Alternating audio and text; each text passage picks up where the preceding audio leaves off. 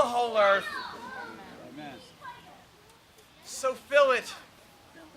And do not compare yourself to others. You know, the interesting thing is, the wilderness experience was a foreshadow, not the foreshadow, but the precursor to the kingdom. Okay? There was the wilderness, and then they came through the Jordan, they entered into the kingdom.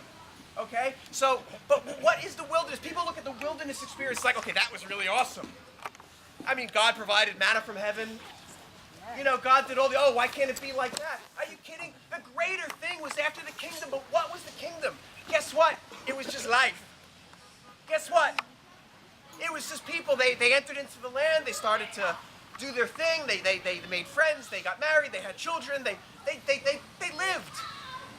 And that is greater than the wilderness experience. I believe that the wilderness experience is like our experience in the womb. Yeah. That's why it's 40 years and a pregnancy is 40 weeks. Amen. Where we're being fed by our parent. You know, we don't have to do anything. We're just kind of, you know. Yes. Hallelujah. And we're being fed. We're being fed by our parents like Adonai fed the children with the manna. And they didn't have to do anything. They had all their needs met. Their shoes didn't wear out. But then all of a sudden they go into the kingdom, which is like the birth through the river. And all of a sudden their shoes are wearing out. And all of a sudden they're hungry again. And all of a sudden the manna stopped. It actually says in the book of Joshua, the manna stopped. But that is greater. It's greater.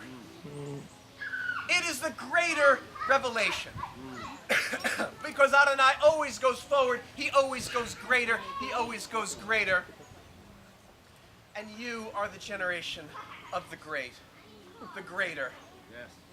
Because you are the generation where the glory of the Lord fills the whole earth. Before he comes and makes us all one.